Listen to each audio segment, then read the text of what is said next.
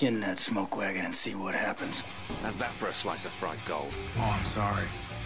I didn't know how this machine worked. It seems to run on some form of electricity. And it was wrong. It was a bad call, Ripley. It was a bad call. Bad call. Some are good for fighting, others for dying.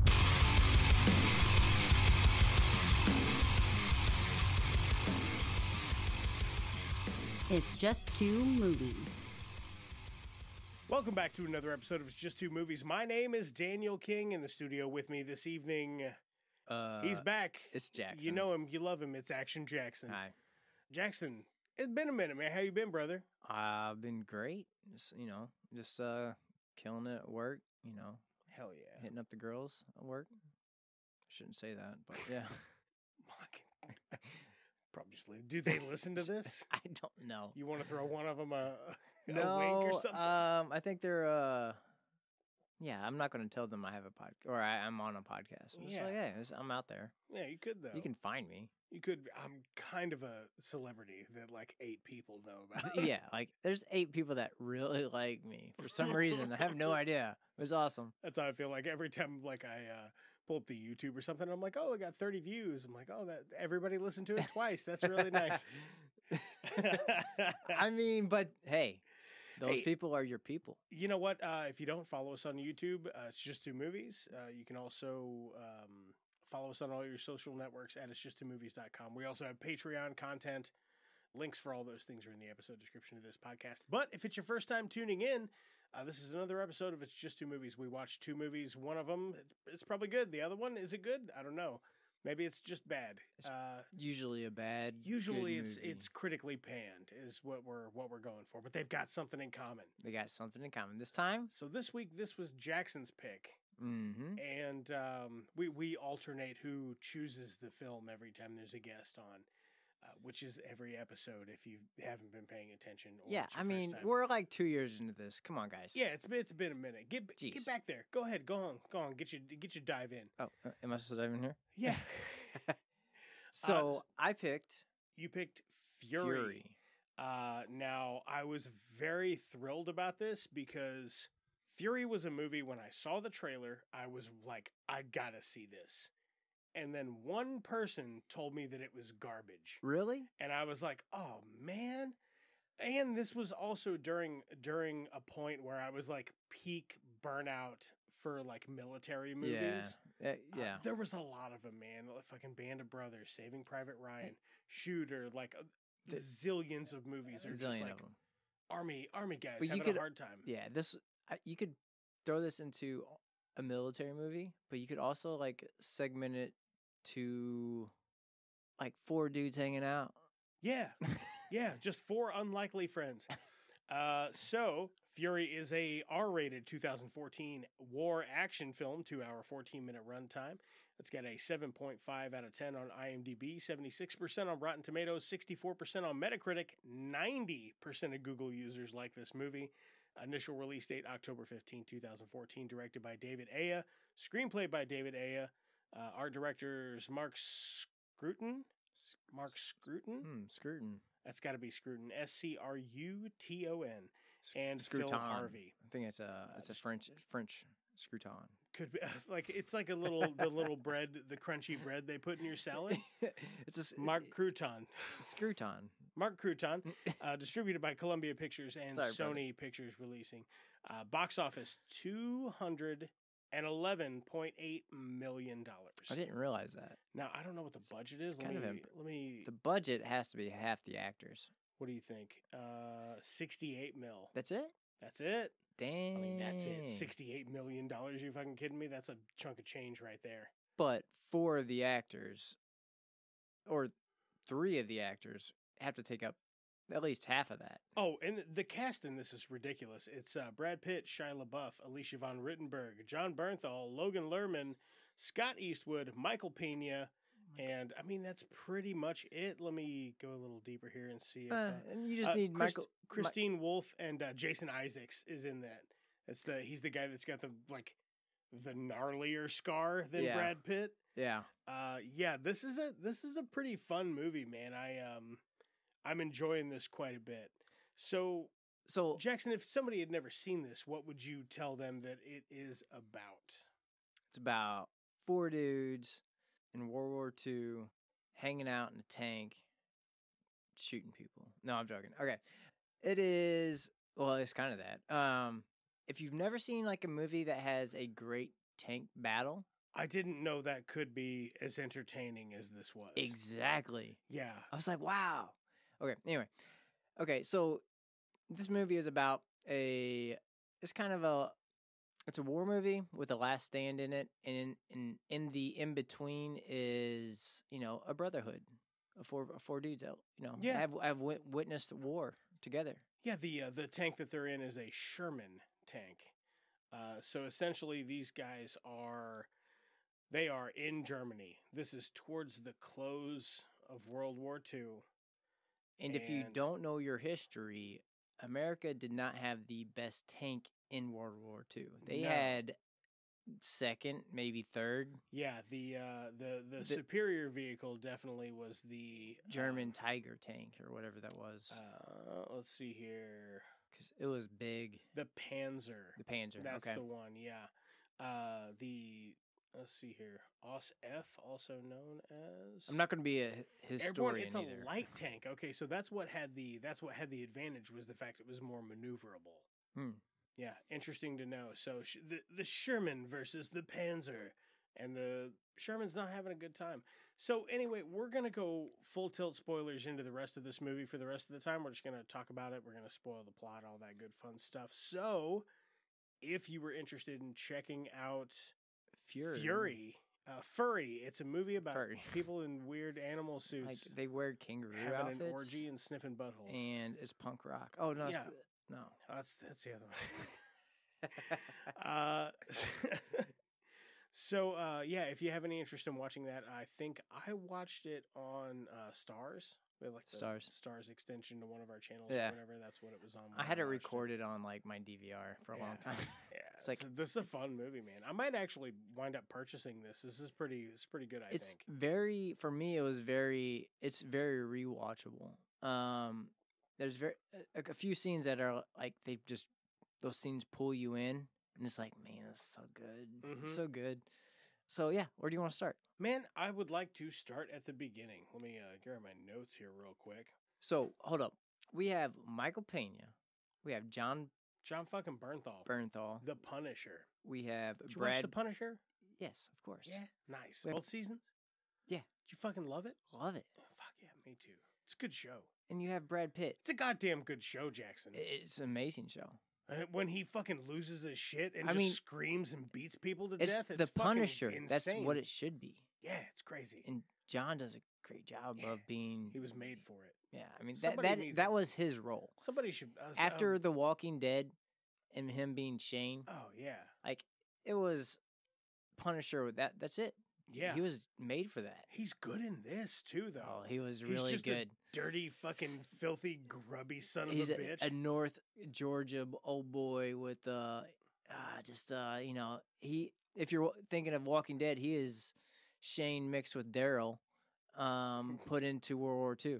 Yeah, and also mixed with Deliverance, maybe. He's a very fucking creepy dude. But he's also one of those guys like. He understands it. He just wants to give you shit about it. Oh yeah. So when this opens up, you get a lone rider, and you see like a German SS soldier on a fucking horseback, and he's riding up, and there's fucking like vehicles and tanks on fire and shit. It's a white horse. It's just a white horse. He's rolling up real slow because fucking war is hell, and it looks like the surface of hell. You know what I mean? It looks terrible. It looks. And he's rolling through it, and then boom, Brad Pitt from the top rope. He just fucking takes his head off with a knife. He doesn't take it off, but you know what I mean? I mean, he takes it. He takes more of it than there should be to keep living. This Brad Pitt is a notch down from Brad Pitt in, what's the Quentin Tarantino movie? Inglourious Bastards. It's a notch down, almost. Maybe. I would say Inglourious Bastards is kind of this. Just with the foot on the gas a little bit. Do you think he's a notch down or do you think he's a step up? It's less human element and more human error. Yeah. in Inglorious Bastards kind of thing. You know what I mean? Yeah, that makes sense. Yeah. Yes, like you just take him out of that role and put him in a commander seat or commander, I don't know what you call In a it. tank, I'm sorry. top side. Yeah.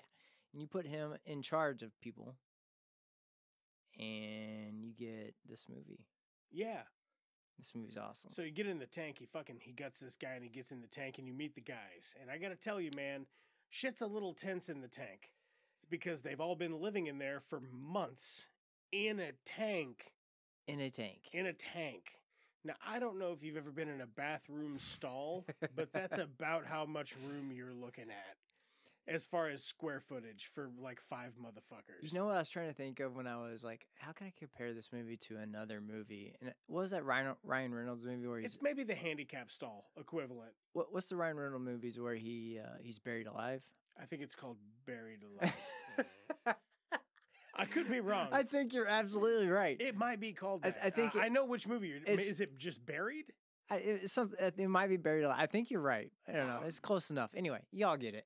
But that's only one person. Now you put 4 people into a similar situation, and then you get external like violence. Yeah, it's always a high pressure situation. It's stressful always. as shit. Yeah, and when it's not a high pressure situation, that situation you're leaving in 45 minutes. Yeah, and the characters to go back into a high the pressure characters situation. are in war mode. Like so this. Yeah. So let's start the battalion or the. I don't want to say anything incorrectly, so sorry, military people. Oh yeah, we don't know. Obviously, neither of us have served or anything like that. It's super fucked up, man. War is fucking hell on earth. I would imagine. So they have, I don't even know what you call it, a tank squadron. Tank squadron. That's what I'm gonna call it. So they've been in since tank squad. 19. Like they've been in since the beginning, right? They've been in since D-Day, or not. D-Day's not the beginning, but anyway.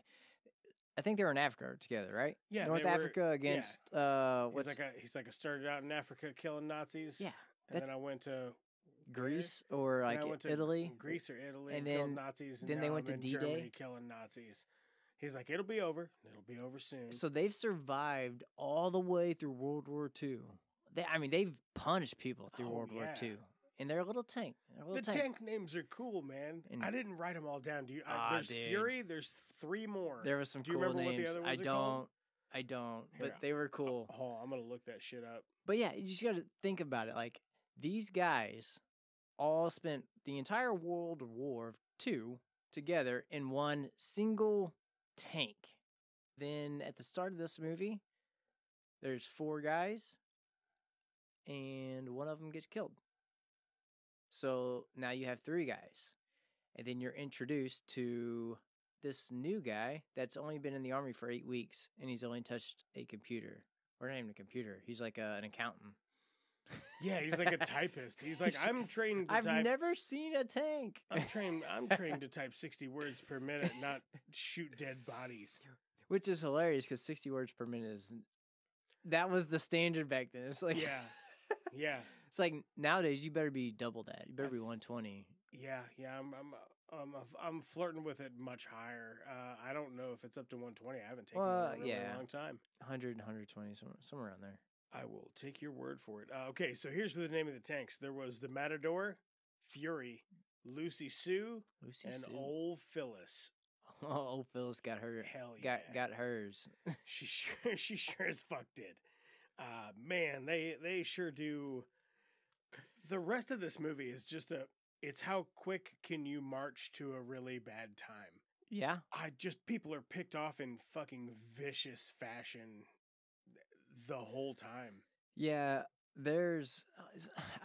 it's strange that I don't know if there's any other movie where the main thing is a tank. I don't think so. Well, like, the movie we're gonna watch for the second leg of this, maybe, but. Kind of. But like this was like centered around one tank one tank group squadron, yeah, or whatever. And they are the entire thing is around them in a tank, and how does that work within war? Right. And they work with other tanks, right? And You gotta imagine, man. You ever play strategy games like that It where is you'll send one unit Yeah. to just be like, "You go, little guy," and And he'll you're be like- the one that winds up winning you the match. It's like, oh, well, what's the story behind that? Right. This is that story. That's this, which is, I think, loosely based off of true events, at least. It's probably close. Yeah. I mean, there's got to be truth to a little bit of everything in this. There is one part that, and it's toward the beginning of the movie, and then you don't get a lot of it through the rest of it. So there's a bit where they get to a town. They're fucking one of the best gunners in North America was in that seat. Yeah. And now he's dead. Yeah. And they're fucking fueling up and getting ready to roll out, and then they got a new guy, and that's the guy that you were talking about. He's like, I know how to type. I don't know how to, do His name's this shit or fucking whatever." Norman. So he's like, you fucking go over there and you fucking clean that shit, and he goes in the tank to clean it out. Yeah. And there's just like a piece of face laying there. That's a rough scene, man. It is a really rough Like, scene, and he's welcome like, to "Oh war." my god, yeah, exactly." Just imagine this kid Norman. They're like, "Oh, you're a peaceful kid. Like, where are you from? Missouri? You from Tennessee? Kentucky? Where are you from?" Yeah, He's like, I don't even know where he's from. And they're like, "Well, it doesn't matter. Go clean out your spot in the tank." And this is like he's 8 weeks into the army. 8 weeks. Like he got drafted or whatever, right? yeah, And he's like, I don't know how to do anything. right. Like war. Like, okay. Yeah, so Brad Pitt fucking hollers at him. He's like, you go in there and you fucking clean that shit. And then he walks away. And as he walks away, he like just kneels by a car and has a fucking like A moment. a 3-second emotional breakdown. Brad Pitt in this movie as a commander of the squadron, man, he's great. He can't allow himself more time than that. Now he's got a safe face, not just safe Yeah. face, but he's got to like be. He's got to honor his word. He said he'd keep those boys alive. Yeah, exactly, and that's what he's doing. Throughout the entire session of this movie, he is focused on keeping his boys alive and just winning the war and standing his ground by his orders. Right. Now, this is late in the war, so as the commanding officer in this fucking tank unit, you know good and well that the German tanks are superior to what you're in. Yep. So this is all based on fucking strategy. And they're like, man, why don't they just give up at this point? Like, this is that close to the end of the war. Like, Yep. and then, like, one of them asked, would you give up? Yeah. Yeah, Brad Pitt's like, he's like, it's the other commanding officer, the guy that's got the big fucking gnarly scar on his face. And he's Yeah. like, why don't they just give up? And he's like, well, would you? He's like, oh, you got me there, It's like, Brad Pitt, we're in you war. son of a bitch. Yeah. Man, this movie's gritty as fuck. I love it. Everybody's dirty as hell. Everybody. Fucking John Bernthal's teeth make me need to take a shower. God damn. John Bernthal's accent makes me want to take a shower. Yeah. And I'm a Southern person. Yeah. I'm like, this dude just crawled out of the woods. Yeah, he did. He crawled out of a fucking tree stand. Not wearing nothing. He's just covered in mud and dough piss. Mud and like, hey, what's going on, boy? Just mud and dough piss. It's like, hey, I'm hiding in a tree with a buck knife. You know what I mean? Dude, when he licks those... Y'all might be laughing. We know that dude. 100%. Yeah. I know that guy. And I know a guy that knows a guy. Yeah. Oh yeah. Oh yeah. There's one dude. I don't know if he lives in Missouri or if he's in one of our bordering states. He is the only registered deer hunter with an oddle in like the United States. Was that a word? And he's killed 3 deer with it. Yeah, it's like that. And it's at that fucking Atlanta or what the fuck is it? You can call it an atlatl, but it's called an oddle. Okay. It sounds like a child's word. So I know. I'm not. Yeah, I know. I fucking hate it. Like, I wish, because I watched a thing on it, and they were calling it an atlatl, and I was like, dude, that's a fucking sweet. That's cool, man. And then later I listened to it like an educational thing on it that's way more thorough, and they were calling it an oddle, and I was like, well, these guys did the homework. I watched a dude down in Merrimack Springs with me and Joey. Like, he actually killed a deer. Yeah, with an whatever the. I wonder if that's the same fucking dude. I think I read it. The guy was from Missouri, but it might have been one of our bordering We're like states. high five, bro. It's like that's crazy. Yeah. It's like, I don't know how you did that because I can barely carry. Just a long ass fucking dart. Yeah, It's like fucking it's cool, amazing. man. All right, anyway. Anyway, if you don't have an autolotl and you have a tank, imagine a world. So let's start with. Where you're in a tank, you got your new gunner, you shove his ass in there. Yeah. And then you go, shoot those fucking Nazis. And he goes, I can't do it. Yeah, Norman is. I mean, he's straight out of society. He's a regular man. He's a regular ass dude, and these guys have been at war for 4 years. You know, and he's just like, I just want to like type things. Yeah. Yeah. So I like the bit where they're like fucking, they show him, they point to a fucking dead body and they're like, that's your fault. Yeah. Well, that's your fault because that happened. he looks at he's in the tank and he is the front gunner and he looks directly at an enemy and he's like, oh, it's a child. It's a kid. And he doesn't say anything. He doesn't say anything. Boom, ambush. And that kid, ambushes the first tank on fire. Oh yeah. That's a wild scene. Like the dude in the first tank jumps out on fire, shoots himself in the head. It's like, yo, it's fucking crazy, man. And Brad Pitt's like, yeah, all this breaks down. He grabs him by the scruff of the neck. He says, get your ass up there. Look at it. Look. That's your fault. Like you could have prevented this. That's on you. Yeah. Look at it. Drink it in. All right, let's roll out. Yeah. That's it. He's like, this is war, son. This is not fucking. And this then is not. Oh, I wonder if they're okay. You don't have time to ask questions. It's almost like that. Norman is us as a society, as a people. It's like this is actual war. Yeah.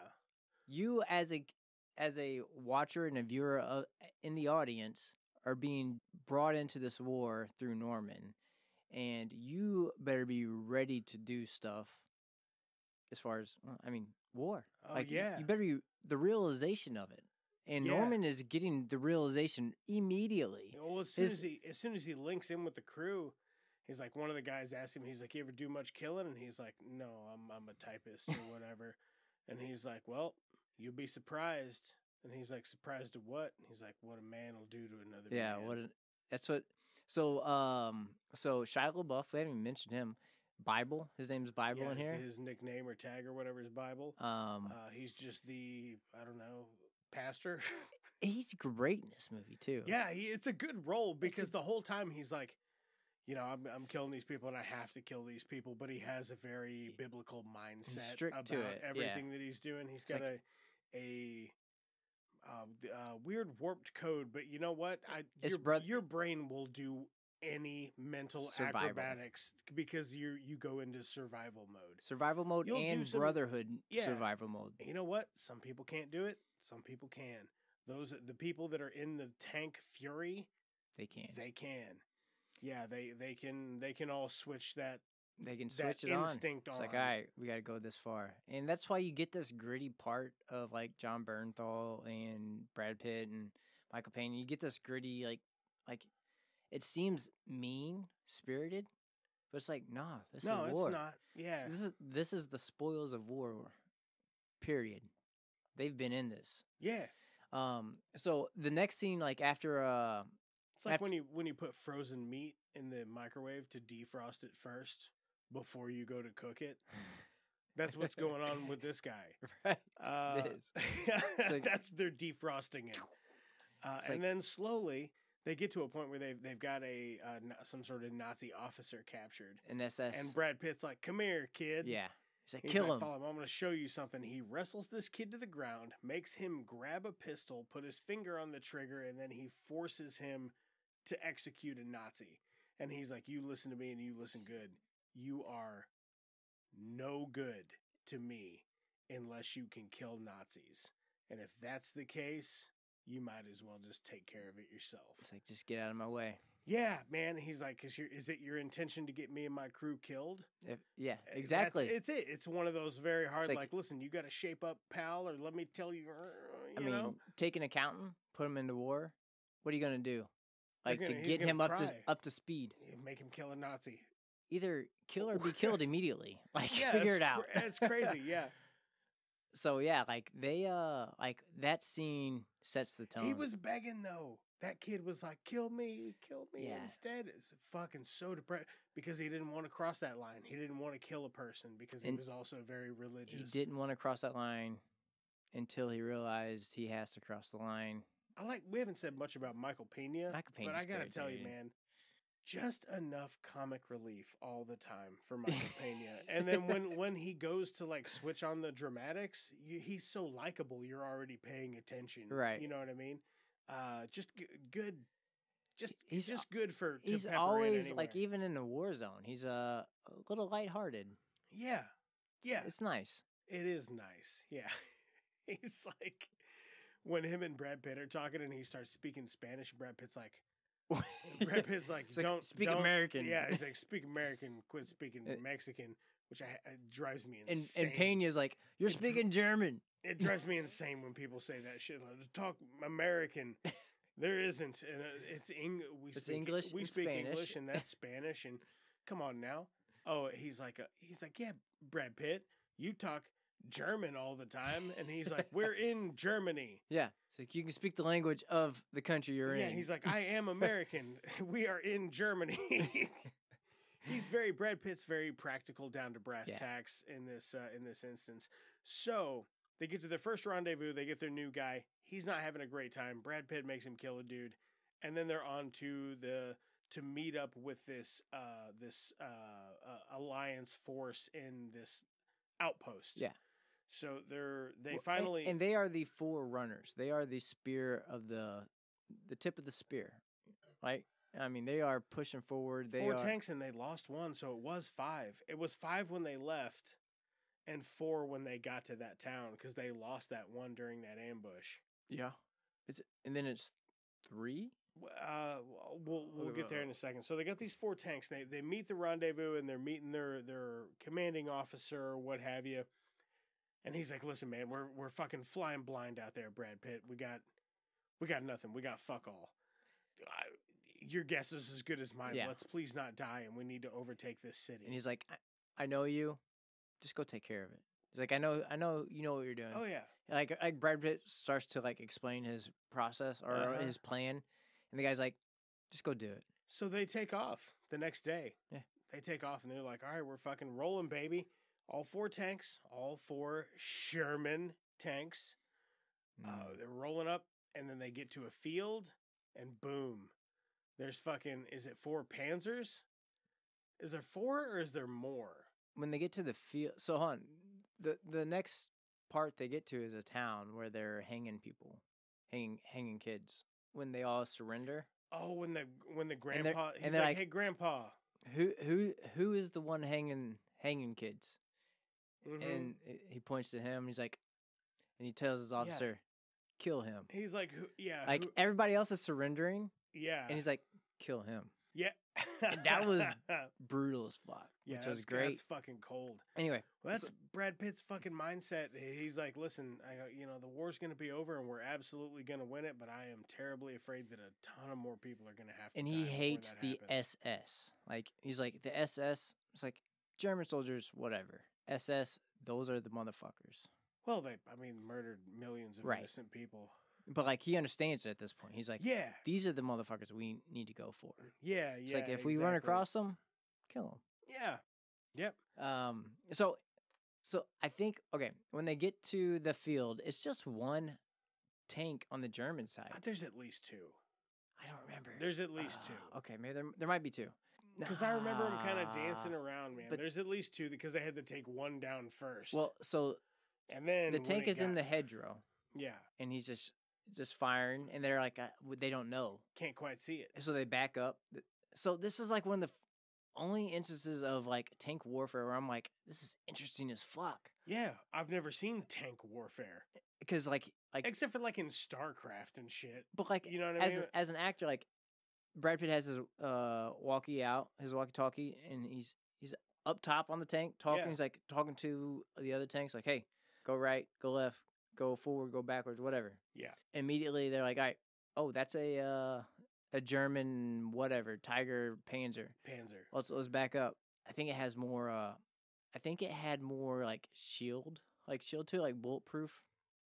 I don't know, like anti-tank armor on it. Yeah. So it's harder to, like, one of those would be equivalent to probably 3 of whatever the Americans have, the Shermans, which are more agile. But that German tank just tears the other tanks up, and it's like, holy shit. Tell you what, man, if I had to fight an exact replica of myself in mud, but I could pick one superpower, it would be to stand up in mud. What? You know what I mean?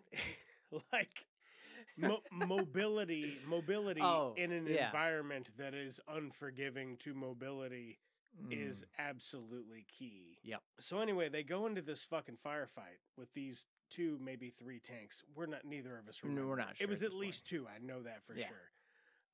So the four Sherman tanks, those units all take on these 2 to however many tanks, and we go from 4 tanks to 3 tanks to 2 tanks to 2 tanks to just Brad Pitt to just Fury. Yeah, to Fury. Yeah, and like that whole scene.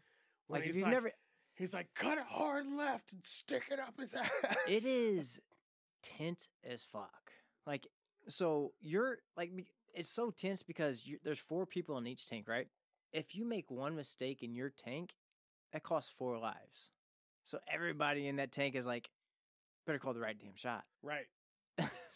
So like, don't mess up. You kill all of us. Like, and that's the whole squadron is like, man, this is the first time I've seen like a tank battle where I was just like really, really like captivated by it. Man, it's fucking intense, man. When they're fucking letting loose those fucking anti-tank rifles and shit, I imagine they're 50 cals or whatever. Yeah. It's fucking intense, man. There's a bit where you see a guy who's mounted up on a fucking machine gun and he gets hit in the head with a 50 cal and it just like... He's just gone. It just evaporates his head. And just no more. Wow, there's a lot of stuff in here that is like visually very like, wow. Yeah, that's war. Crazy, man. That's hell. You know what I mean? I feel like the further we get away from what actually has happened, the more real we can make it on screen. But that makes me scared because that makes it seem so glorified or not true. When in reality, that is not even close to true. Truth is worse. Oh, for sure. Way uglier. So, I don't know. 2 thoughts there. But so that tank battle scene, if you're going to watch a movie just for a tank battle scene, watch that scene. It's amazing. Yeah, if you're ever curious, like, what do tanks do? You'd be like, God damn, Brad Pitt's a bad motherfucker. Yeah. Like, it just, man, everybody in this is just going balls to the wall, and I love it. So they get to a town too, where they take over the town. I think this might have been before that tank battle, but anyway. Is this where they hit the landmine? No, the landmine's the last part. Yeah. Before that, where they meet the girls. Oh yeah. So, that's the town. They meet up with the other team they're supposed to meet up with. Yeah, I forget. So they meet up with these girls, or actually, they win. They liberate the town from the Germans, and they're all having fun. Brad Pitt takes Norman, the new guy, and he's like, "Hey, follow me," because he sees some gal looking out the window. And and they go up there, and he's like, I guess he gets clean and gets he's like, "You're gonna fix me some food," basically. He likes Norman. Yeah, he likes the kid because he has morality. He's good. Yeah, he has morality. He likes him because he refuses to kill a Nazi. However, the problem with that is you're in a situation where if you don't, not only will you get yourself killed, but you might get me and my friends killed. It almost seems like Brad Pitt sees himself when he was first like in war. Yeah. Unwilling to get to that point. He's like, I get it. I get it, man. I'm glad you're innocent, but I get it. So they bust in this house, and there's a lady, and she's like, "Is there anyone else here?" And she's like, "No." And they find somebody else. There's another girl under the bed. Yep. She's like, "Oh, it's my cousin." Like, I could have killed her. She's like, "I could have fucking killed her." You know what I mean? They sweep the place, make sure there's nobody in there. They're not hiding any soldiers or anything. No. And they sit down, and he's like, My buddy's going to go in the other room and talk to your friend, and you are going to bring me hot water. Just and hot water. here's some eggs. Here's some eggs, fix some food. And I would like you to make me some eggs. So Norman gets laid. Good for him. Yeah, good for Norman. Good for Norman. But everybody else in the squadron is pissed when they walk up and find out that they They're got like, a dinner you guys going. Having fun. Well, because they walk up there to be like, hey, come on, I found some. Yeah, you know, they got a prostitute down their own tank. Yeah, I found some hookers that'll fucking suck your dick for a bar. I don't think whatever. it's a prostitute if you're in war. It's the spoils of war at that point, right? It's maybe I don't know. I don't know. I don't know. Who knows? Anyway, Fuck. They already have some chick. Yeah, she's got her legs open. Yeah, that's what Michael Pena says. Yeah, it's like she's got her legs open downstairs or what? Yeah, in the tank. They're essentially like, "Whoa, so sorry to interrupt." Yeah, you know.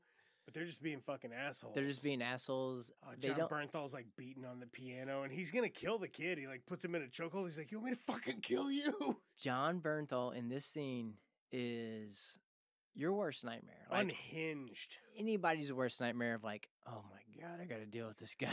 Right? Fuck. Because even Brad Pitt, he's like, I get it. Let him do them. Like because Shia LaBeouf comes up there, Michael Pena comes up there. They're all up there. They all come up to eat dinner. They're like, "Oh, you guys are eating dinner without us or food without us?" It's almost like you didn't want us here. Yeah. It's like we've been through North Africa together. You like horses? Yeah. They had tell this you guys whole like horse. Horses? He tells this story Michael about Pena how tells like this horse story. Yeah. All the soldiers and villagers in this town went to go ride out of fucking town, and they all fucking shot themselves, and I guess they got bombed and shit. And they had to kill every horse. They were all on horseback. And all these fucking horses weren't quite dead, so they spent a whole day just killing horses. And he's like, it's fucking a thing. He's like, it's one of those things that not in your wildest dreams you would have ever done. Can you imagine what it's like to hear hundreds of screaming horses as they die? And they're pissed off that Norman gets to screw this, right, nice girl, basically. Yeah, and he gets the royal treatment for war. Honestly. Oh yeah, Brad Pitt had a nice shave. Yeah, like by the way, he pops off his shirt as you would expect Brad Pitt would. If it was just Brad Pitt, he I don't turns think they around. would care. His back is just fucking scarred. He got whipped. He got whipped at some point. Is that what it was? That's what that looked like. It looked like a burn. It looked like a full body burn, like he'd been on fire or something. Oh, it looked like he got whipped. Could have been, or just a tough night with the girl. Let's look at the tape. Better. I don't. We're not gonna do that. So I'm pretty sure it's not scratch marks.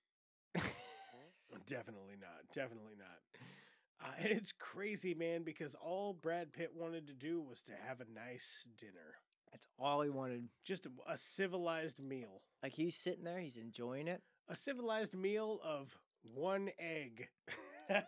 Honestly, this scene almost makes the movie. There's two scenes in this. I don't know. There's 3 or 4 scenes that make this movie, but this scene is one of them.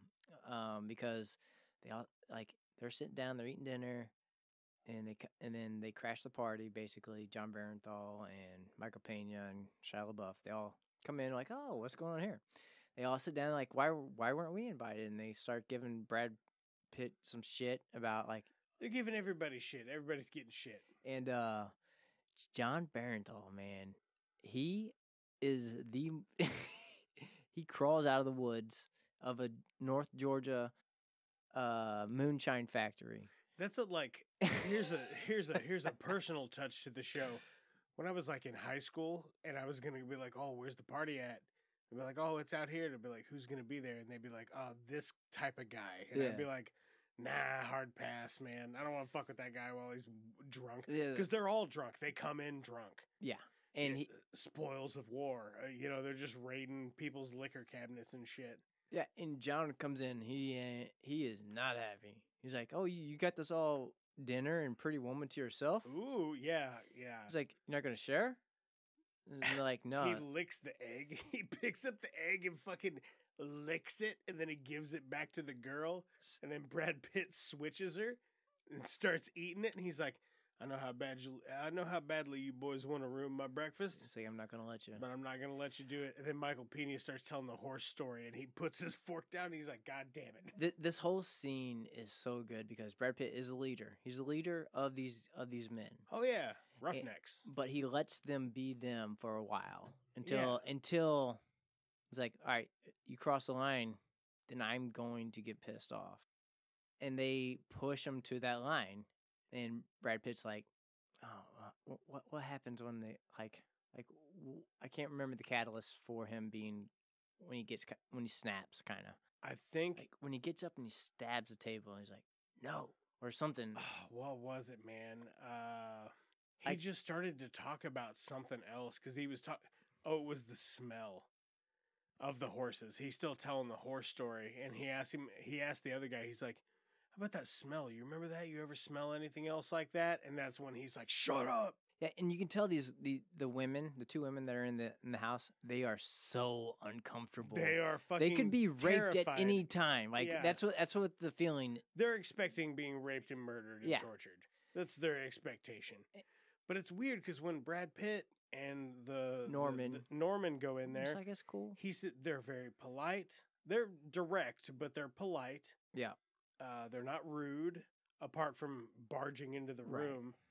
And Norman sits down. He plays the piano beautifully. The girl sings along with his piano.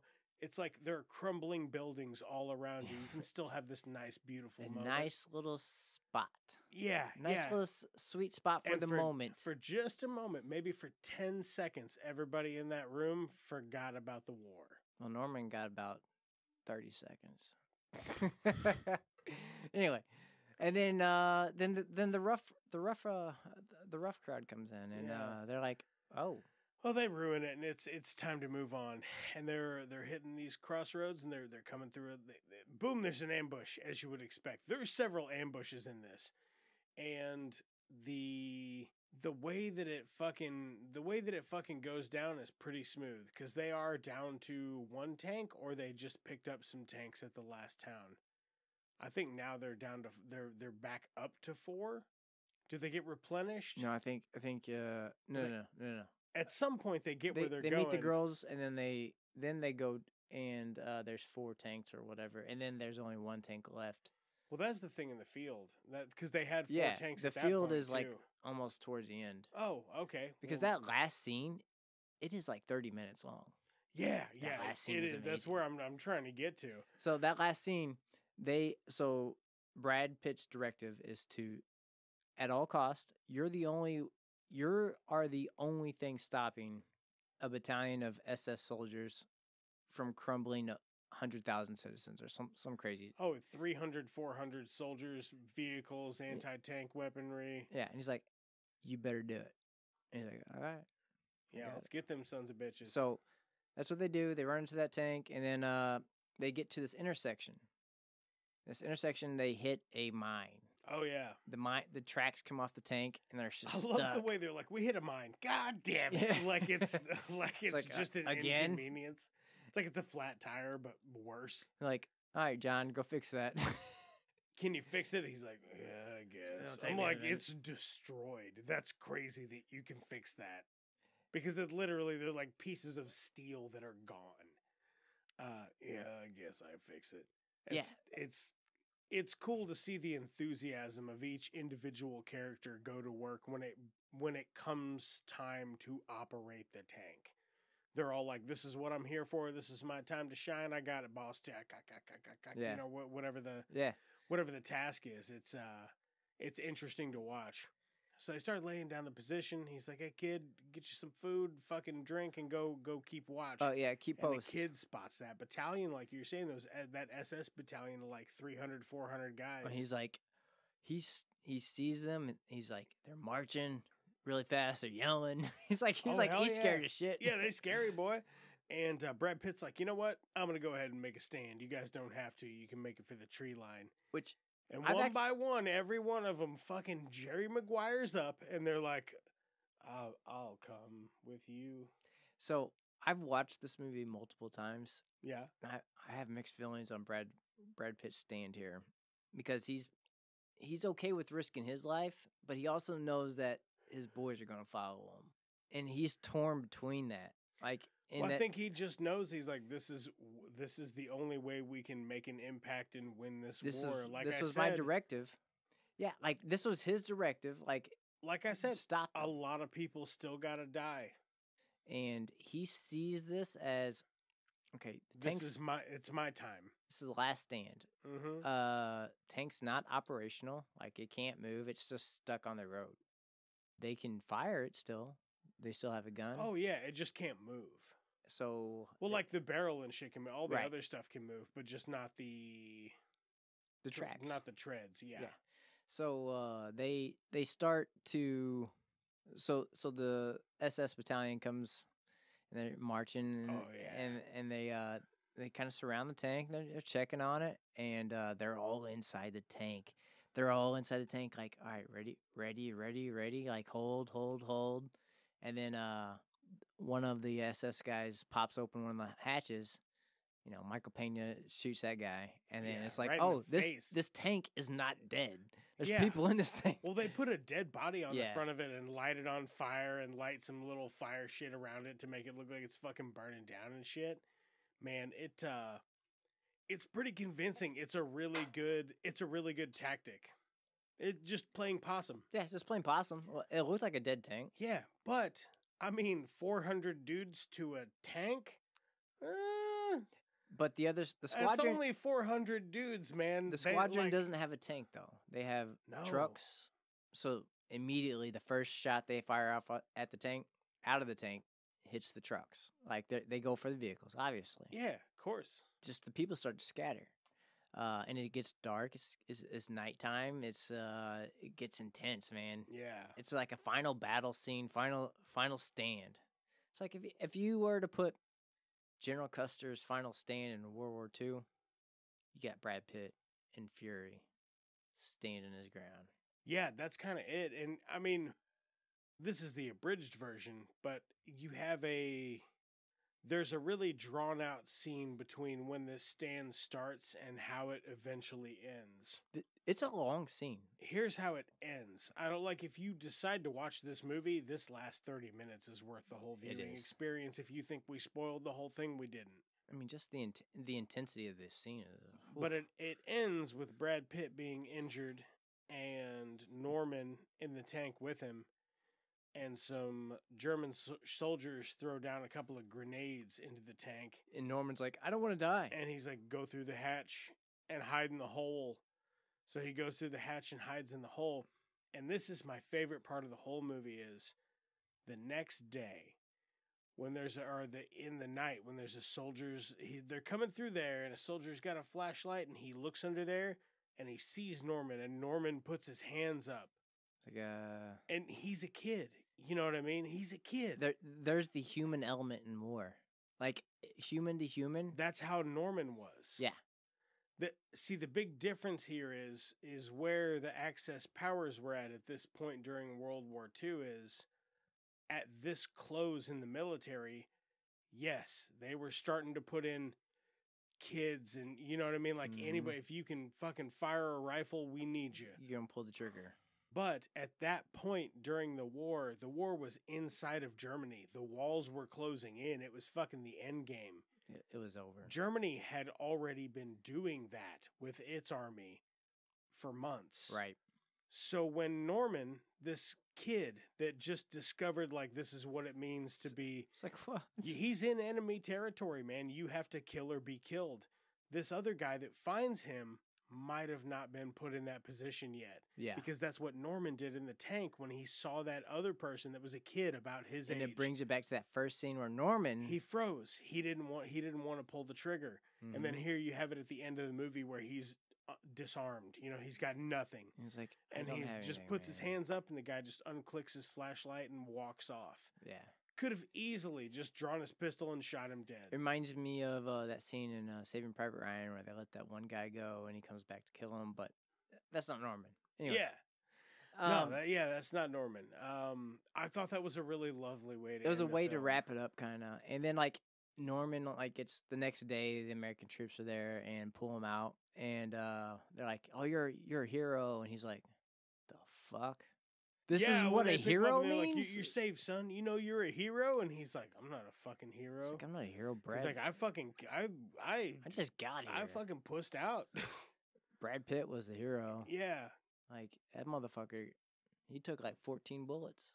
And like, we haven't even spoken really in depth on Shia LaBeouf or John Bernthal or Michael Pena. Like, No, they but had great they're all scenes. incredible. Every one of them gets their comeuppance. Like, there's a bit when John Bernthal takes the fucking rookie out, and they're walking into like an abandoned hospital, and there's just dead bodies, and it smells disgusting. And he's like, "All right, man, there's nobody here. Can we leave?" And John Bernthal's like, "Listen, man, sorry I've been giving you a hard time. It's just because I think you're a good man. Yeah, he's like I envy you. Like, you're a good person, and like he sees. I really like you, and I don't want to die with you. Yeah, like You know what it's I'm like saying? he was like, you're a good guy. I don't think any of us are good, but you're a good guy. No, we're terrible. Like, we're just murdering machines. We're killing people. I mean, in this mind state of the war, I mean, you have to think that. Like, Yeah. he's in that mindset, right? And then Norman comes in. He's like, he sees humanity a bit. Oh yeah. And he's like, you're a good guy. It's like, you're not the murdering person that I am. And he sees that, and he's like, It's like, man, I'm giving you a hard time just because I want you to live, basically. Yeah. How many Brad Pitt thumbs? How many of Brad Pitt's thumbs? Honestly, this movie is a rewatchable for me. I'm gonna give it 9.5. As somebody who'd been burnt out on military films for a long time, this really kind of reignited the fire for me, and I think I'm gonna go with you on a 9.5. 9.5 is on the high side, but I feel like it's 9. deserved. I think I might go 9.75. Like, I really, really enjoyed this. Like, it is tragic and sad and filthy, but there's and no scene. grody and desperate. Is there a scene that you did not it's like good. watching? Was there a scene at all that you didn't were like, I wish this was over? No. The bit when he's like going to clean the inside of the tank and there's Well, a yeah. bit of face. There's just a bit of face laying there. I didn't like Well, that. this just I'm like, brings you "Ugh." into that shit. No, I get it though. You know what I mean? That's what they're meant to convey because those were the conditions, and that's fucking It's like, oh, grotesque. That's what makes it a perverse, interesting thing to watch. and we are Norman. I feel like the audience is I'm Norman. I'm Norman AF. Right? I feel I'm like Norman AF. I feel like the audience is just completely Norman. Yeah. Like, we're all like, oh, we're getting brought into this shit. Oh, Brad Pitt's a badass. No, I don't want to kill anybody. John Bernthal, he's a hillbilly from Georgia. Man, I don't know that I'd be Normany though. Yeah, Like, well, because like put in his position, I don't think I would hesitate as long as he did. To take the leap, I guess. Yeah. Well, 8 weeks. Shit. Yikes. And he wasn't even. He'd never seen a tank. No, he just knew how to type. Like, you know how to do this?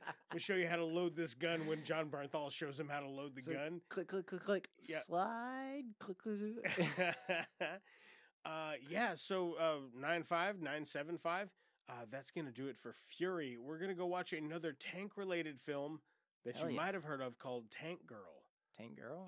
I've never seen it. I've always kind of been culturally aware that it existed, so Never we're going to heard go of it. watch that, and we will be right back.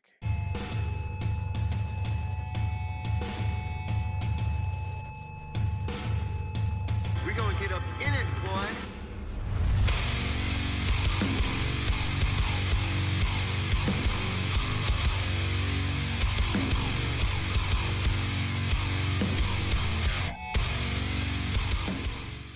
Tank Girl. Tank Girl, it's an R-rated 1995 sci-fi action film, 1 hour, 44-minute runtime, 5.3 out of 10 on IMDb, 41% Rotten Tomatoes, 46% on Metacritic, 82% of Google users like this movie, and being honest with you, right up top, so did I. Directed by Rachel Talalay. Rachel Talalay, budget $25 million US. Costume design by Ariane Phillips and Tony Gardner. Which I feel like that is honestly worth mentioning because the costume designs in this are fucking cool. Solid. Yeah. Producers Joe Watson, Penn Dansham, and Richard Barton Lewis. Without the costumes in this movie, it'd be kind of pretty shitty movie. Stars Laura Petty, Naomi Watts, Ice-T, Malcolm McDowell, Jeff Kober, Don Harvey, and Stacey Lynn Ramsauer. The chick off of But yeah, Point Break. Lori Petty, Naomi Watts, Ice-T, and Malcolm McDowell. Are you fucking kidding me with this thing? Yeah, it's a solid fucking We cast. were watching it, and I was like, is that a young Kate McKinnon? No, it's a young Naomi Watts. And you're like, is that the Sting guy that I think is not Sting? Every time I see Malcolm McDowell on screen, I'm like, oh, it's the guy. I can't He's ever remember his name. Sting, I'm like, but he's not. It's the guy that reminds me of Sting, but it's not Sting. Like, I know he's not the same guy, but I'm always like, he's kind of doing the same He vibe. reminds me. Yeah. It's the same guy. He's doing some Sting vibes. So Jackson, if somebody hadn't seen Tank Girl and was curious what it was about, what would you tell them? This is kind of what's going on. Ooh, this is kind of a tough one to throw together. So let me this is a 90s version of a comic adaptation of a story. It's a punk rock movie. I feel like it's just punk rock, and it's Mad Max mixed with Waterworld in a punk rock apocalypse. That's it. Nailed it. Yeah, I agree. Off the top of the dome, nailed it. I agree, actually, except for Waterworld, it's Sand World. Yes. Yeah, like water's very All right. sparse. Oh, well, that's the thing in Waterworld is they can't drink the water, right? Right. So it is Waterworld. It's just drier than Waterworld. So I think that's a wrap, Danny. We can go drink. No, I'm joking. I think I did nail it, though. That's pretty on the head. Yeah, no, I absolutely agree, man. I think you fucking knocked it out of the park. That's exactly what's happening here. So I have long been aware of Tank Girl's existence. I've seen the sleeve on the VHS and just never rented it for whatever reason. I had never heard of it. I fell in love with punk rock music probably 4 years after this movie came out, and it totally missed me. And this is a fun comic book adaptation to film. Yeah. Especially for 95. Like, for 95, For I 95? think this looks fucking incredible. Damn. This is better than the Daredevil movie with Ben Affleck. Oh, or yeah. the Elektra movie Yeah. with fucking, what's her name? Those don't even come close. No. And I'm sure their budget was crazy. No, this was a lot of fun. It was funny. It was funny. It Yeah. it was lighthearted. Cool creature designs. Yeah, like it was a bad movie. That being said, there was Oh, the suits are like giant and made of rubber and obviously bad, but that being said, like it was a good adaptation of what they were trying to go for. It was punk rock. It was, I think the how do I want to say this? The execution of the actual film, like front to back, made sense. Not close. it could have been snappier since you're remaking everything in Hollywood. This could use a reboot, I think. I think you could make this movie today with a full story. Who would you get? I would probably go for, like, I know I sound like a broken record here, but I would probably go for Edgar Wright. Seems like the right guy to make this happen. Yeah, I could see that happening. Well, with it being so, like, short and choppy, I don't know who you would get for the... Man, I tell you what, if I could get two directors, if I could get two professionals to collaborate, I'd get Guillermo del Toro and Edgar Wright. So, like, the guy that did Hot Fuzz and the guy that did, like, Pan's Labyrinth. Them just fucking collaborating on, like, the look and the way the action works through the cuts. Oh, man, that'd be fucking incredible.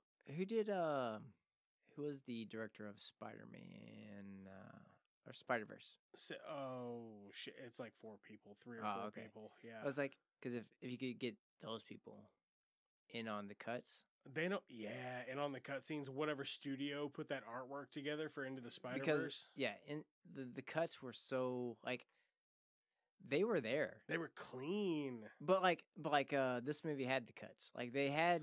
Oh, you talking about, like, from film to animation, like, back to film? Yeah, they didn't have that smooth of a transition. Yeah, there was something off about that. But sometimes it was a little off-putting. It was there. It was like, it's there, you just don't have it. It doesn't flow. whatever. Yeah, it is. it doesn't add to anything, or just like shoot it on film. You can still add the animated stuff, but do it differently, like more in the style of like Into the Spider-Verse. Make it an add-on, not a main feature. All right, so Danny, you asked me first about Fury, how I would explain what Fury is. Yeah. How would you explain what the fuck did we just watch? Tank Girl. How would you what would you explain Tank Girl's about? Man, it's about a punk rock girl who fucking her whole like all the people she cares about gets murdered by the Power and Water Company. The Water and Power Company. Ameren. Yeah, it's Ameren. If you're in Missouri. Yeah, so Ameren rules the world, and there's not a lot of water anywhere, and she lives on a old house on a well, I guess, in with a lot desert of water under it. With the water buffalo. Yeah, it's very contradictory. She does have a pet water buffalo, which is a lot of fun. Anyway, her family gets murdered and her water buffalo, and she's big sad, and she's captured, and she's imprisoned. And then she's never sad, though. She makes an escape. No, she's not, because she's too punk rock. Yeah, she's punk rock. She don't give a fuck. She won't let you break her, please. She's Gwen Stefani in the 90s. Yeah, she is like 1995 Gwen Stefani. I like the costume design and shit. I think we already said that, but it's got the right look. It does. You know what I mean for this. Does. And I like the bad guy. Bad guy's a good bad guy. It's ridiculous, but it That's works. it works perfectly for this movie. because it's kind of a ridiculous story. Yeah. And anyway, eventually they have this big climax. She gets her tank, and you got Jet Girl, and she gets her jet plane. And they're teaming up, and they're taking the man down. You know what I mean? This movie surprised me every other scene. It's like, all right, this is a post-apocalyptic Mad Max, and there is punk. When it started getting a little samey, all of a sudden, fucking kangaroo, there's kangaroo people coming. Kangaroo, iced tea. There's mutant. aircraft coming. I'm like, I thought, okay. There's water everywhere, so apparently water's not a problem. In that nightclub, there's like just strip club or whatever. There's just water. Oh yeah, they just have a swimming pool. It's like, okay, apparently water's not that big of an issue. Yeah, right. I don't know. I had fun with it though. It was fun to just watch, and I don't know. I enjoyed the punk rockish part of it. Like it was really, I don't know. I like the punk rock part of it. Man, that was my favorite part too. I'm not gonna beat around the bushes. Like, as somebody who's like, when I was a teenager, I was a fucking like a punk rock kid. You know what I mean? That's like, this brings me back to the 90s. That was my shit, man. My fucking favorite Alkaline Trio. My favorite punk rock album was "God Damn It" by Alkaline Trio. Oh yeah, like I loved it. I loved punk rock in the 90s. It was great. And this really fucking tickles that chord for me. But at the same time, as far as like the execution of putting together a movie, there are some parts where I'm like, it didn't flow. Man, this doesn't work properly. But some of them I was like, wow, that was done really well. Yeah. Like at the very, very end, at the climax, when the bad guy, his like mechanical arm is stuck to an electromagnet and he finally rips it off and the electricity fucking. I didn't realize he was a cyborg. That looked like, great. Hologram. Oh, he had a holographic head. He's like, this isn't over. I think, were they going for a season 2? I don't know. In 95, no. No. but he was dead set. He was still alive. He was like, I'm not going anywhere. Then he like just dissipated. Yes, this is a neat cult classic. Like I'm really glad we watched this. I had a lot of fun with this. I think. What was did you have a favorite part of this? Oh, good question. Man, for me, it's the like Ice-T as a kangaroo monster. When he's like, "No, this is bullshit." Yeah, because so me and Danny and I were like, but he's a kangaroo monster. It's hilarious, man. We're watching it like, oh, Ice-T's in this, and we're like, when's Ice-T gonna pop up? Had no idea, and then like not Gwen Stefani, this chick that looks like Gwen Stefani. She's the Point Break chick, anyway. She is the punk rock chick in this movie, and she gets captured. Like, she doesn't take anything seriously, but she gets captured by this kangaroo cult, and they're mutants, and they start talking, and they're like interrogating. They think she's a spy, and then out of nowhere, I'm like, who is that guy? And then not out of nowhere, and then he talks. This guy, it's like, oh, that's Ice-T. This Ice-T guy. What do you think this is, New York City? He doesn't. I mean, he's not even. He's not black. He's not white. He's like. He's just a kangaroo man. He's kangaroo. But it's Ice-T. Because his voice is unmistakable. You know what I mean? Yeah. God, it's hilarious. That's my favorite part of the whole thing is like when he finally talks and you're like, holy shit, that's Ice-T. That is him. Yeah. I got it. Okay. That's where he is. Okay. He's kangaroo guy. I'm loving it, man. I'm fucking loving it. No, this movie could have been... Actually, I think if they remade this movie and they put continuity between scenes, like Spider-Verse... Oh, yeah.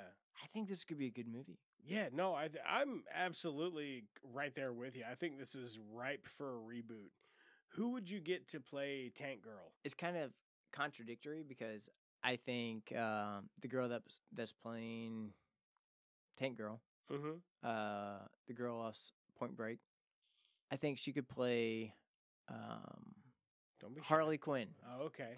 I was like, she could play. Yeah, she could have been the offset for Harley Quinn. I feel like when you said that while we were watching it, and I was like, man, Margot Robbie's Harley Quinn might actually kind of be based off of that character. It is really close. Yeah, it's very, very similar. And I could see Margot Robbie playing that. But I think Margot Robbie's not as punk rock as 1990s Point Break girl. No, yeah, she's not as punk rock as that. I don't know who you would get. Who's punk rock now? I don't fucking know. I don't think it's punk rock anymore, man. No, punk rock will never die. It's subculture. That's where it should be. As long as there is a machine, there are people that will rage against it forever. So that'll never die. It's timeless. It's like rock and roll. It's there. Sometimes it'll spike. Sometimes rock and roll will never die. Jazz will never die, and punk rock will never die. Punk rock is just always under the surface. Sometimes it'll spike up a little bit. Yeah. Sometimes you understand a little punk rock. As long as there's a Tony Hawk Pro Skater underground. God damn it, there'll be punk. As long as there's one person that understands that Tony Hawk's Pro Skater album was the shit. It was pretty good. It was pretty good. I'm not gonna say it's devoutly punk rock because it's not, but I mean, it was it's a pretty good soundtrack. I mean, if you found a song off of Tony Hawk's Pro Skater. Dude, I used to restart levels until I hit that fucking Goldfinger song, and then I'd be like, all right. Superman? This is my jam. Yeah. Oh, man. Oh, so fun. So fun. Just get you in the mood. Just like, let's go. Oh, man. So here I am. I can't. Doing everything I can. Doing everything. I was on my own again. It's like, no, that's the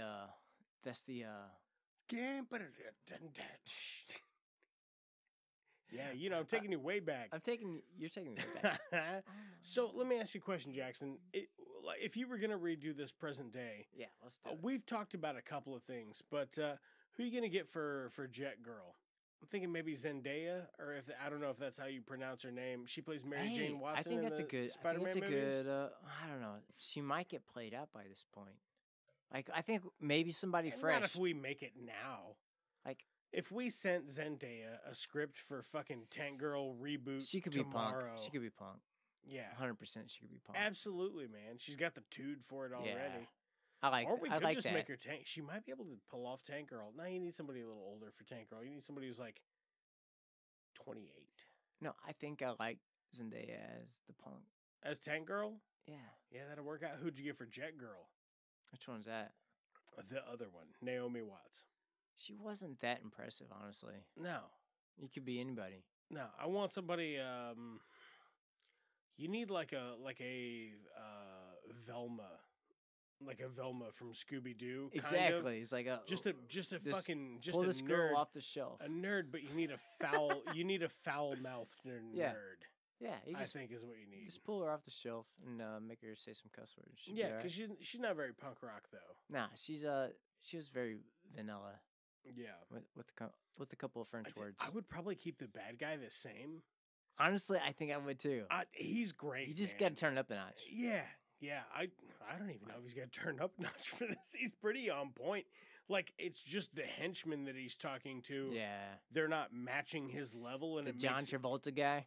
There's a guy that looks so much like fucking thin John Travolta. It's fucking crazy. Thin, even creepier. I like John Travolta, but I'm not a huge fan, actually. no. Well, the older I got, the more I thought about he's it. a And little I'm like, weird. how many movies do I like really like John Travolta in? And I was like, Face Off. And then the longer I thought Pulp about it, I Fiction? was like, really? Do I like him in Face Off? I like him in Pulp Fiction. And I struggle to think of a lot of other things. He's in one now that's like a psychological thriller or horror called Fanboy or The Fanatic or something like that. And it's all right, I guess. All right, Jackson, let's fuck it. I don't have much else to say about this. Punk rock, Gwen What do you want to rate it? Stefani, How Apocalypse. many? If all your Mad Max. thumbs are fucking Gwen Stefani tanks, how many BANANAS tanks would you give this out of 10? Would you give us out of 10? Eat that mic. I will eat some bananas, and I will get some banana thumbs. How about that? Okay. Banana thumbs? Banana thumbs. BANANAS. Yeah, sure. Fuck. Yeah. Any amount of whatever kind of thumbs you want. It doesn't matter. We can just. I'm gonna go 6. Yeah, I was gonna go 7. I had fun with this. I do it. Is it so bad it's good? No. But it's in the middle. It's in the middle. It is pretty entertaining. I'll give it a 7.5. So we're gonna go 6 and 7.5. Okay. But it is pretty entertaining. Like Ice-T is a weird kangaroo man mutant Kangaroo thing dude. is my favorite part.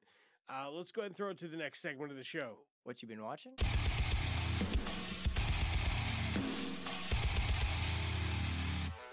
Hey, what you watching? What you been watching, Hey. Jackson? I ain't been watching much. I've been Fuck. watching. Since the last time I seen you, it's been months. Man, not that long. Maybe 6 weeks. Yeah, maybe. Maybe 5 weeks. I have no idea. I don't know. I took a week off Time from doing is the show. weird. Every time, like if I'm recording the show every week and then I take a week off, it fucking fucks my brain up. Yeah, I'm like, whoa. It's been probably a month and a half, which doesn't seem that long. I don't know, Yeah, it's fucking wild. but it What's is it- February. Yeah, It's what, crazy. What have you been checking out in the last last little while?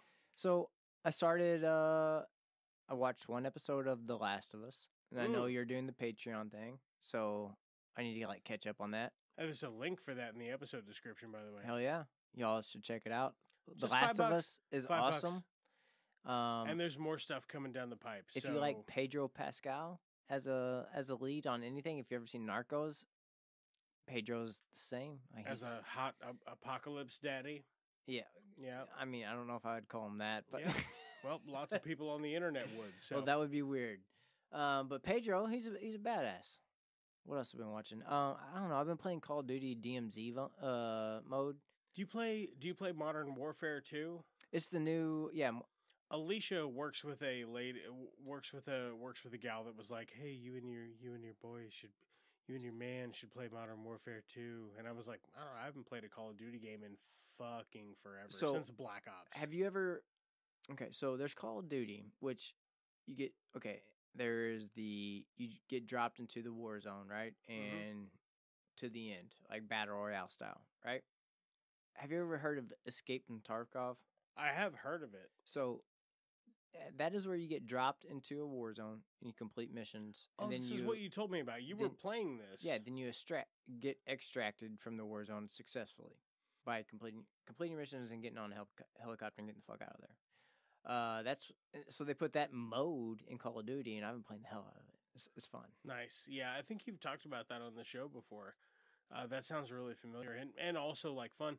Man, I'm like, I haven't been into a Call of Duty game in a really long time, but if there is anybody that sort of tangentially I know that's like, hey, let's play a video game together, I'm all in. I'm not playing anything right now. I'm playing Marvel Snap on my cell phone. Yeah. So as far as games go, if there's anything you want to play, you can always write me at itsjustdomovies@gmail.com, or you can hit us up on any social networks. I try to be as responsive on those things as I possibly can be. You can add me as a friend. My name's Burratatat. Burratatat. How many R's is that? That's 2 R's. Yeah. Okay. Nice.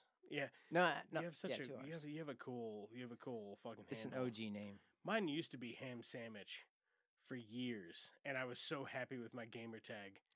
And then I lost my login, like my origin email. I was like, I haven't had the password to that in years. I think my origin email is a Hotmail still. Yeah, mine I'm was. not sure how I still have it. Mine was, Like, yeah. don't change anything on it. Yeah, no, it absolutely was an origin email. I never could get logged back into the account, and by the time I tried to recover it, they're just like, look, there's really nothing we can do for you. Because I didn't have any recovery methods set up for it, because I set it up when I was 17. Right. And hammered. No, you should not be 17 hammered. Sorry. No, but I probably was. That's probably a sound theory. I was at somebody's house drinking beer, and they're like, "We have a computer," and I was like, "I need a new email." So a few things. This is 2023. This is a Right. big year for anime. I am so pumped. Dude, I am so pumped. We have Vinland Saga coming out.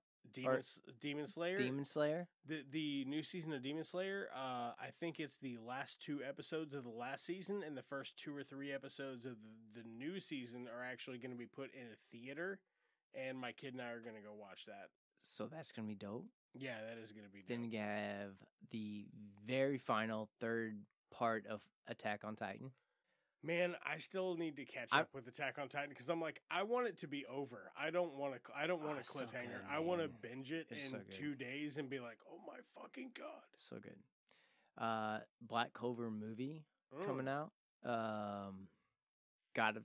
Tower of God. I don't know anything about that one. You never watched the first season? Dude, it's based on a pretty good manga. So you should probably watch Tower of God? Tower of God. Season Okay. 1. It kind of trips you up. It's like, oh, I didn't expect that. New season of Rising of the Shield Hero. Rising of the Shield Hero. That's coming, yeah. Like Goblin Slayer Goblin season Slayer 2. on the wall. Everybody's been waiting. Like anybody who's into that show has been waiting like 10 years for that to come out. It's coming. It's been a long fucking Goblin Slayer. You know what else is getting another season? Fucking Overlord. Oh shit! Yeah, they're making another season. You ever watch that one? I haven't. Oh my god, it's fucking gold, man. It's a good show. I think Gary told me about that one. Yeah, it's good. It's a fun concept. It's like an open world MMORPG taken to 11, but as an anime. Nice. Yeah, it's super fun. Tokyo Revengers. Now I've heard Season about that. 2? Haven't seen Bro, it. You gotta seen it. Okay, I didn't. It's actually on my watch list. You I need to watched watch- the trailer for it, and I was like, "This looks sick." I didn't think much of it. My nephew told me about it, and I was like, I'm gonna watch it. You Yeah. know, about five episodes in, I'm like, all right, I'm in. Let's go. Let's go. In regards to animation, I did watch the Harley. I watched like 3 or 4 episodes of the Harley Quinn series on HBO. Yeah. I was just curious what everybody was ranting and raving about.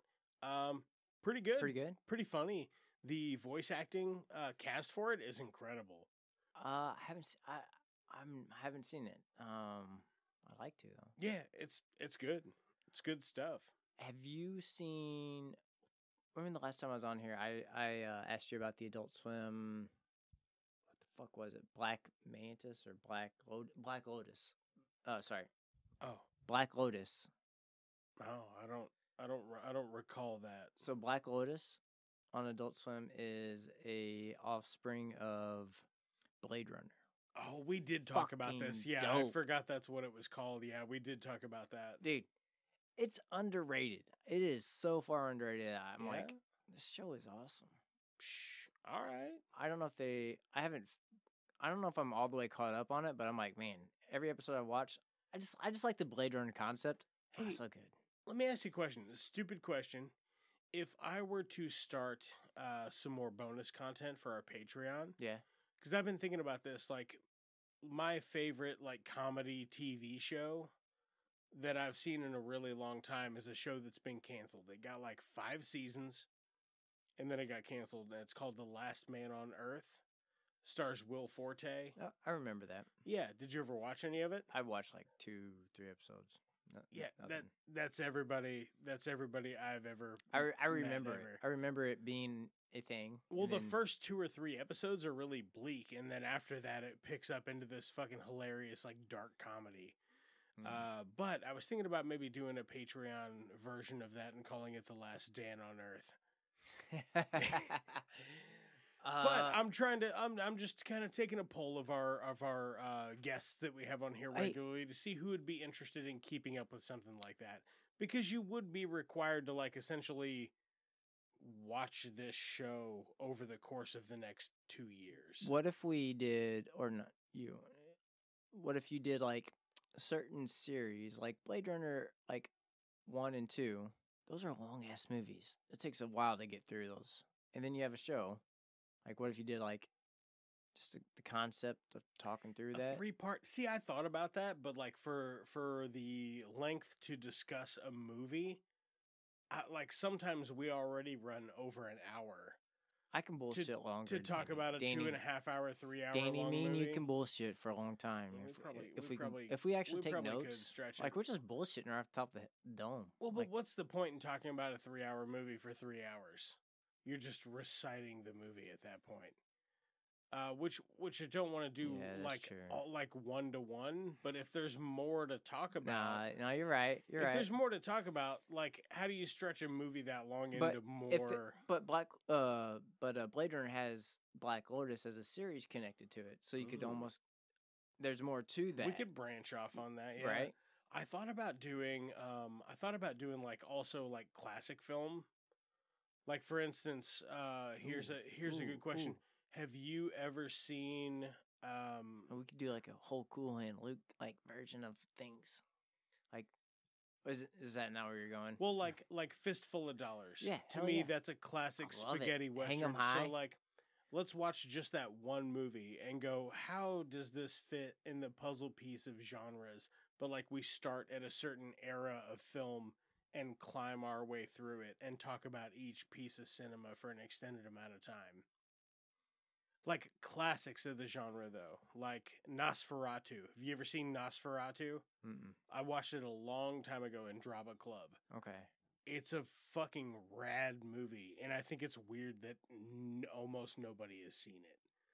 Like, it's weird because it's old and it's black and white and it's silent, but it's creepy as shit. Just like one-off movies where like you can't pair it with a bad movie, like just older movies. Like I could do that. Space Odyssey. Yeah, a Space Odyssey. There's a great example. You know have you ever seen A Space Odyssey? I haven't. Right.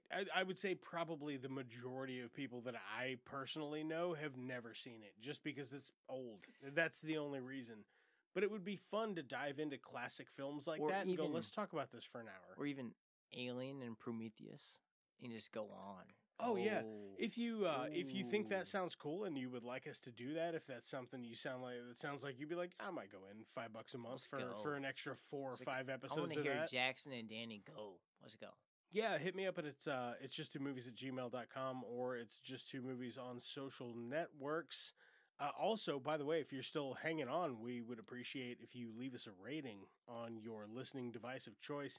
You can do it right there in Apple. Give us a little 5-star. We certainly appreciate that. Give us 7. Just 7 stars. No, don't give us. Okay, yeah, out of 5, 7. 7 out of 5 is good. I thought you were saying like, come on, assholes. I don't know. Give us a 3. No, don't give us a 3. Give us a 5. It helps like-minded people find the show, which helps us tremendously because it's hardest to just put it in front of people that might like it. That's the difficult part about podcasting. But I am the fun. Andre Agassi of podcasting. I'm so good at it that I'm disgusted with it. It's amazing. You are the... That is amazing. That's an amazing comparison. Andre Agassi of podcast. That is right off the dome. You are the Andre Agassi. You're the Derek Jeter. You are, I don't know. Just so good at it. The Dennis Rodman. Just, whoa. A big worm? Big worm. Holy fuck. You're the Bo Jackson. Let's go. Oh, yeah? Fucking Bo Jackson, huh? Of podcasts. Hell yeah. Fuck. It's not recording. So you can hear it, but it's not showing up anyway. I wasn't fast enough on the draw, Jackson. Damn it. It was like, I'm going to hear something badass right now. Okay. All right. Are we done? No, not Oh, yet. shit. Almost. Yeah, I think that's probably gonna do it for us, though. I don't have a whole lot more to talk about. I really like Tank Girl, man. I thought it was a Tank fun Girl was fucking good. flick. It was fun. Did we rate it? We rated it. You rated Yeah, it, we did. 6 and 7. It was good. Yeah, as It was far as good, what you're fun watching, movie, is yeah. there anything else new you've been playing or watching that you'd like to mention before we get out of here? Nah, not really. I've been working my ass off and you know, I've grinding. I've still been playing Marvel Snap. You want No, you want to download it and I can show you how to play in the other room.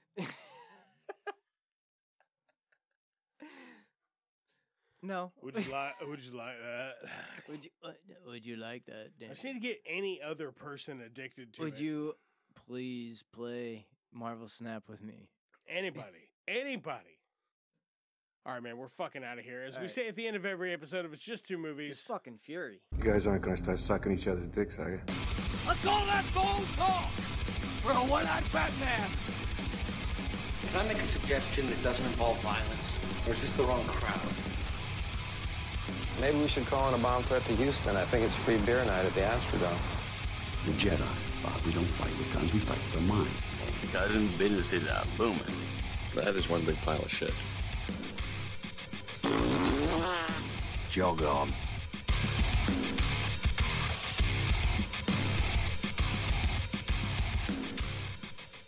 It's Just Two Movies is a production of Blue Cheese and Bacon Studios and can be found wherever you get your podcasts. Special thanks to the people who helped make this show. That is going to be Lamplighter Productions for our artwork, God-Sized and Growing for some musical guest appearances, Russ Tafari for some of our extra bonus content, music stuff. I'd also like to throw out a special thanks to Brad Sexton for our jams for the main show. You can check out his stuff at sons.bandcamp.com. And special thanks to Dave, who's our YouTube editor. Probably wouldn't even be on that platform were it not for Dave. So mad thanks to that homeboy. If you want to check out anything that any of these amazing people are working on, you can find that information in the episode description for this episode or any other. Yeah, and I think that's going to wrap it up. I'm gonna wear this ring. Don't lose it. It's gonna be a cock No, ring. I'm going to glue it back in there. Oh. Fucking good luck getting it off. You need Don't a fucking air torch that. cutter. Don't air Oh, that's post-credit right there. I'm marking it. It's going to be a cock ring.